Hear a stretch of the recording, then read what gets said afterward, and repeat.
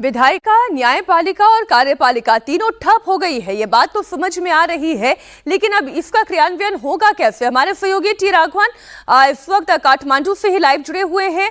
क्या विकल्प खोजा गया है? क्या सुशीला कार्की ही बनने जा रही हैं अंतरिम प्रधानमंत्री?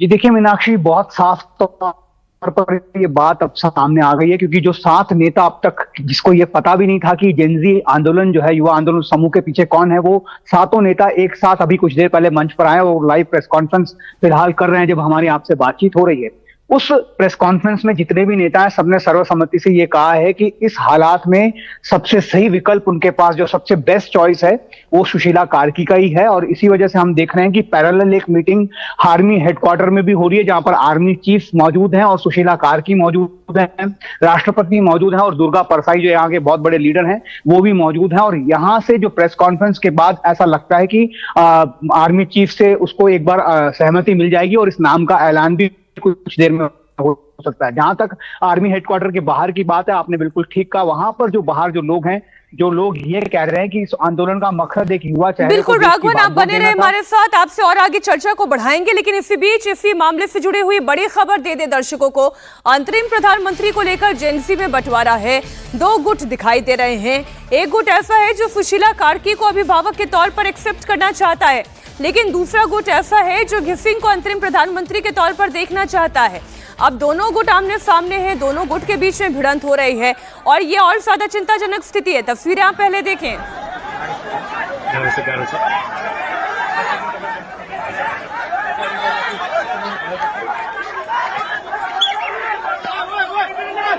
ये अब देखिए, अभी तक तो व्यवस्था, अभी तक तो उस तंत्र के खिलाफ एक लड़ाई हो रही थी, जो तंत्र सरकार चला रहा था, जो एक भ्रष्ट तंत्र बन गया था। लेकिन अब तस्वीर बिल्कुल दूसरी है।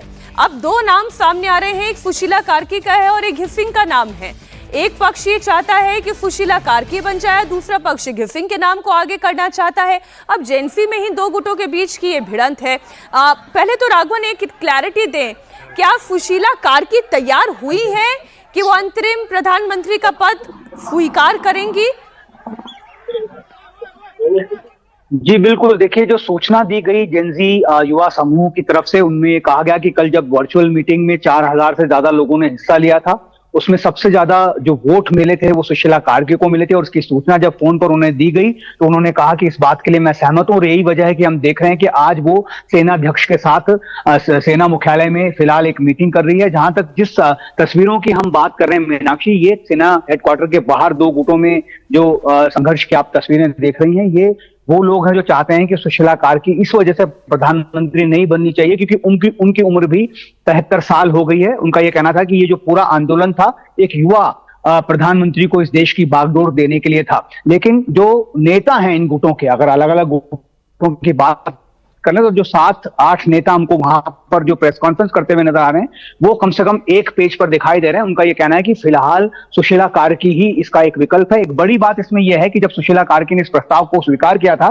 तब उन्होंने कहा था कि 6 महीने में सरकार को जो है, नई सरकार का गठन मुश्किल होगा, 1 साल या उससे ज्यादा का वक्त लगेगा। उस बात को लेकर जरूर विरोध हुआ था कि अगर एक 73 साल की महिला को 1 साल से ज्यादा, जैसा हम बांग्लादेश में देख रहे हैं, अगर वही स्थिति यहाँ पर रिपीट होती है तो फिर इस पूरे जेनजी आंदोलन का मकसद जो है वो कहीं ना कहीं विफल हो जाएगा। इसी वजह से वो नाराजगी देखने को मिली थी। लेकिन आज प्रेस कॉन्फ्रेंस में इस बात को साफ कर दिया गया जेनजी युवा समूह की तरफ से कि 6 महीने के अंदर किसी भी हालत में यहाँ पर चुनाव करवाए जाएंगे और किसी एक नए चेहरे पर अगर वाकई में यही चाहते हैं तो फिर इंतजार किस बात का किया जा रहा है?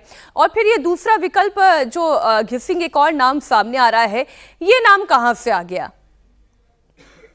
ये देखिए 3 नाम जो सबसे ज्यादा चर्चा में आए थे और जो जिन पर चर्चा कल की वर्चुअल मीटिंग में जो पूरे नेपाल के जितने भी जेनजी आंदोलन से जुड़े प्रमुख लोग हैं उनके साथ की गई थी। सुशीला कार्की, घिसिंग और बालेंद्र शाह जो यहाँ के काठमांडू के मेयर हैं, इन तीनों नामों पर ही प्रमुख चर्चा हुई थी।